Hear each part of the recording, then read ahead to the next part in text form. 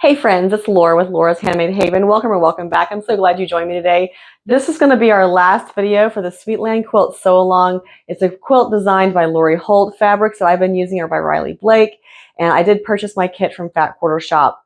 So behind me on my design wall, you can see that I have my entire quilt centered together. We finished that up together in the last video, and today we're going to focus on those borders. Now I'm going to give you a heads up and tell you that I am modifying the way the borders are going to be going onto this quilt top.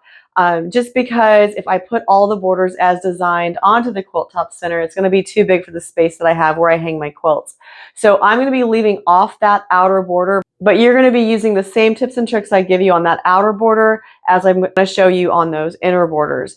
So without further ado, we're going to head on over to the cutting mat and do the first few steps that we need for our first inner border. All right, so on the cutting mat before you, you will see all of the fabrics that I need for those inner borders, and you just need to refer to the sew along guide so you know which one goes where. But for right now, I know that these two fabrics need to be 64.5. These two fabrics need to be 68.5. The first thing I'm going to do is just cut all of the selvages off of these fabrics, and I'm going to I'll sew them together and then I'll cut them to length after the fact. I'm not going to cut anything like to the exact measurement that it needs to be quite yet. So for right now, just to make sure it's straight in my mind, what I'm going to do is I'm going to do two borders at a time. So I'm going to cut the selvages off of both of the borders that need to be 64.5. And I know that, we have two 40-inch strips here, so that's going to be more than plenty. So I don't need to worry about being really, really close to the selvage, thankfully, on this one. I know I've definitely done some other quilts in the past that you got to be really careful how much of that selvage you take off, because otherwise you'll be cutting another strip of fabric. And, if you have lots of fabric laying around, that's not a problem. But if you bought a kit like I did this time, sometimes depending on where you get your kit, your fabric can be a little sparse, but this kit was actually really good. Plenty of fabric left over. In fact, I'm trying to decide what kind of project I'm going to do with some of the leftovers. Just to keep myself from getting confused, I'm going to go ahead and just pin this 64.5-inch label onto these two. I'm not going to worry about the other ones because obviously these are the other two borders, so I know those are going to be a 68. So we're going to head on over to the sewing machine, sew the ends together, come back to the cutting mat, and cut them to the length that I need with an 18 by 24-inch mat, no less. And then I'll show you how to get that border onto your quilt. All right, so we basically are just sewing the ends together for both these fabrics. I do have my machine set on a 2.2 stitch length. You can definitely go down to 2.0 or 1.8 if you'd rather. I'm using a Juki DX7. People typically ask me that question, so there's your answer. I do have the extension table for my Juki. I use a Schmetz Microtech needle, and then I use Mettler Silk Finish 100% cotton thread on both top and bottom. Even though these are pinned together at the other end, it doesn't prevent me from sewing the cut edges together. So this will be really nice and quick and easy. And this is the same thing that I do for my binding. I just leave them stacked together, and you leave the first one loose because that's the one end, and then you take the next two and keep sewing them together. At this point, we're going to head back to the cutting mat and we'll cut our inner borders to the correct length. All right, so this border is supposed to be 68.5. So I'm just going to find the center, which is where we sewed it together. So this is the easiest thing that I've found to do. And you may have a bigger mat, and for which you should be thankful. I do not. So this is what I do. I use my 6 by 24-inch ruler, and I hang it out the end of my cutting mat way over here.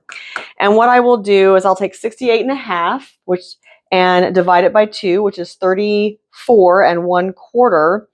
So I have a 24-inch mat. So I know I need to add 10.25 onto it. So I'll take this out I'll take this out 11.25 inches, and that way I can cut it at the 1-inch mark down here. So I count out to 11 1/2 inches past where my mat ends. And you can do this with any ruler, any size ruler that you have, as long as it's long enough to get out that far. And what I do is I just kind of lay it on my cutting mat on the lines and line them up on in the grid. And then I'll just take this to the 1 inch mark, because remember I went out 11 1/2 or 11 1/4, even though I need 10 1/4, and make my cut. Now I could have cut both of those at one time, and sometimes I do that, but I don't know, for some reason I didn't do that today. Now these again are our longer borders. And again, you just want to make sure that you measure out to the 11 1/4 inch mark so you can cut it at the 1 inch. And that's just because I don't like cutting on the edge of my mat like that. That's the reason I do that. Make sure the other border's out of the way so no one gets cut off incorrectly.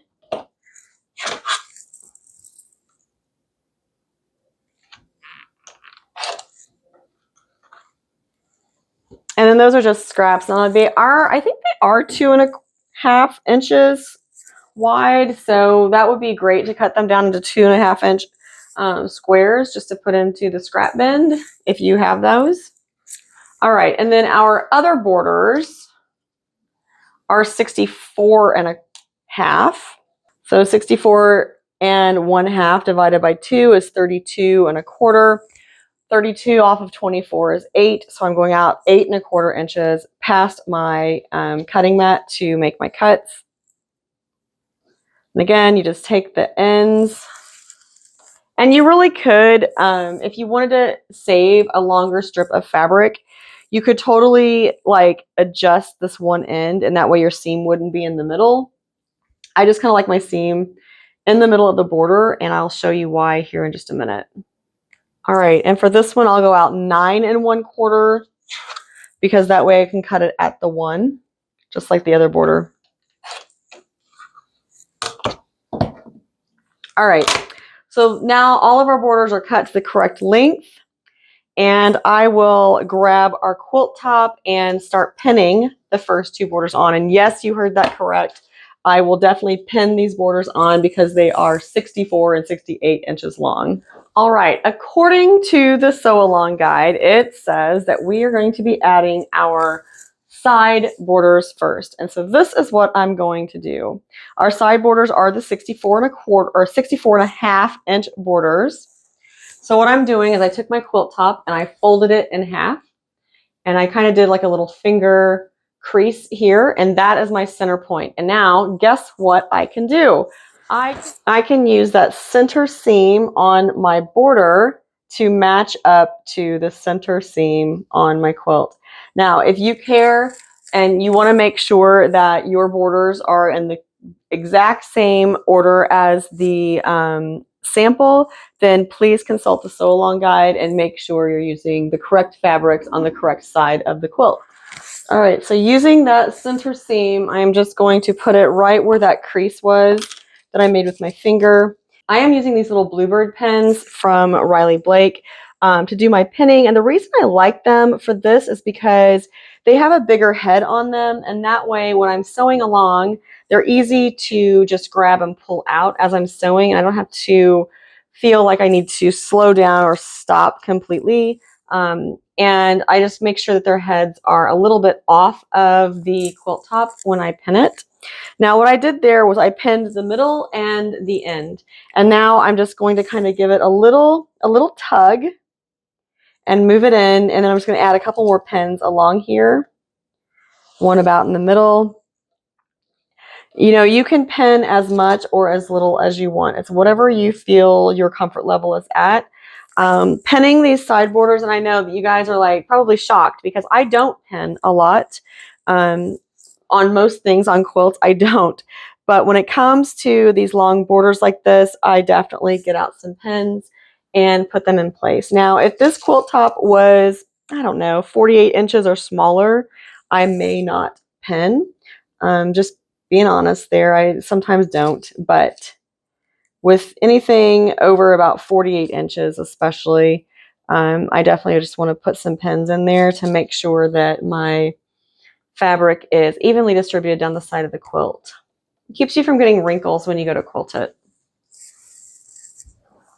All right, and I am going to go ahead very carefully and flip this over to the other side, and I'll go ahead and pin this border on as well, and that way I can keep sewing both of my side borders. And again, I just put it in half. I just folded the quilt top in half and did a little finger crease there with my finger and thumbnail. And now I will get my other border and pin it on following the same process, just putting that center seam where that crease is at, and then going to the end of that side.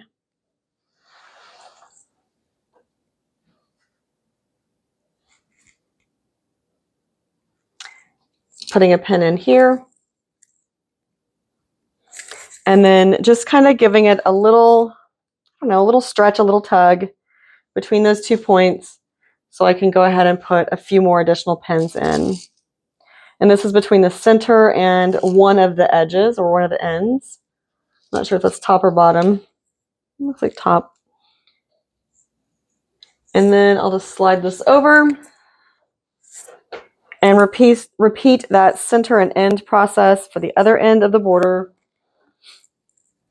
Now, I probably will not show you the top and bottom inner borders for this quilt just because it's the same exact process. Once I get these sewn on, I'm going to put the top and bottom borders on, and then we will talk about the piece border. Now, I will show you some of the sewing for this though.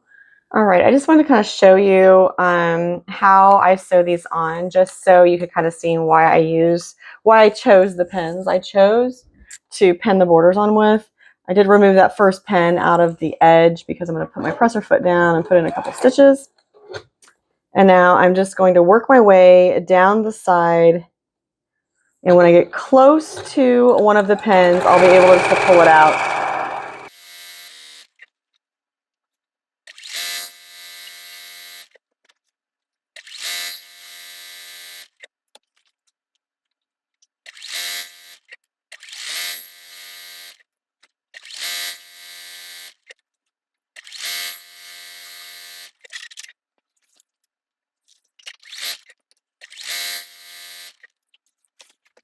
All right, so I have my first inner border on, and like I said, I'm modifying this design a little bit.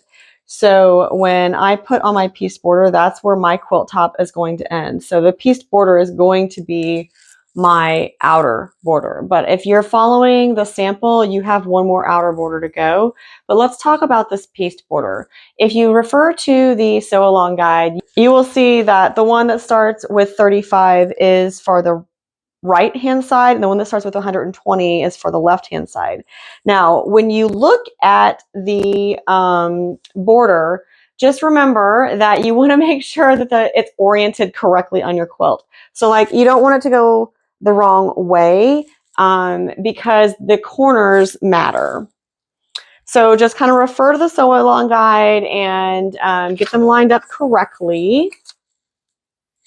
It shouldn't be too difficult to do that. So if you look at your borders, they are not the same, right? They go a certain way. If I put this one at the top, not only would my blue touch in here incorrectly, but my little zigzags, my little rickrack look would be going the wrong way. So just make sure that you have them oriented correctly.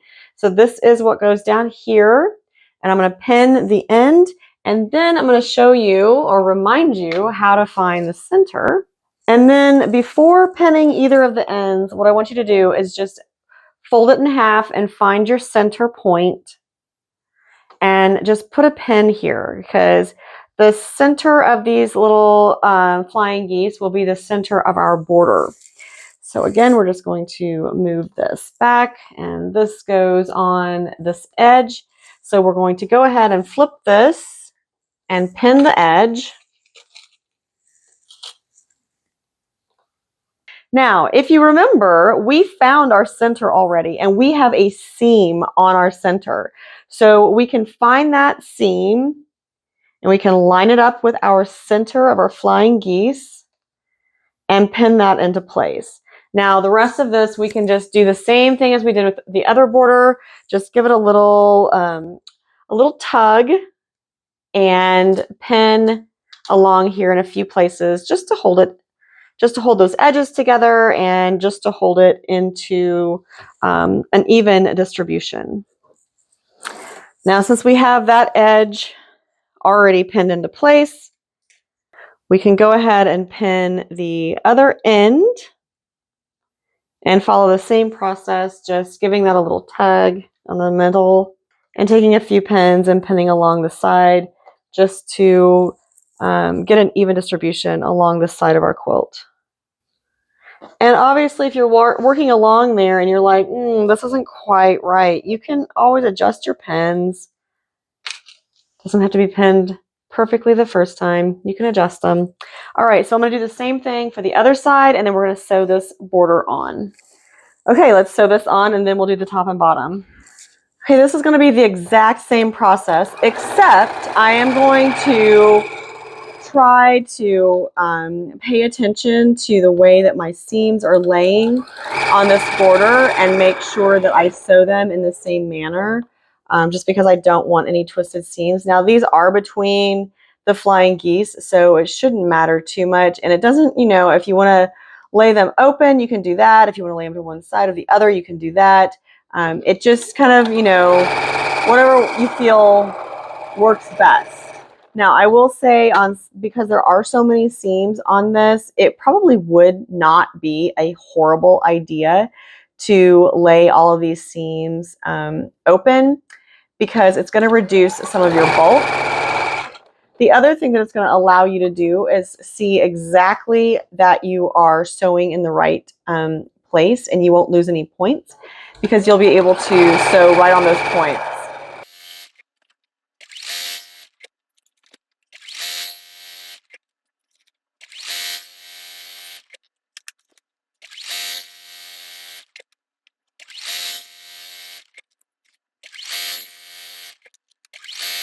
All right, guys, so I'm at the end of the last of my top and bottom borders and coming up to the end of the fabric. What I'm going to do, my last tip for you, is I'm just going to do a back stitch here. Now, this is because this is my outer border. You have one more border to go, but what I like to do is on the absolute outer border of my quilt, I always back stitch on the last seams at the beginning and the end, just to secure those borders into place, just so when you put it on your long arm or whoever your long armor is, when they secure it onto their machine, you have less chance for those seams to start unraveling. So that is my last tip. Let's put this back up on the design wall and see what we have.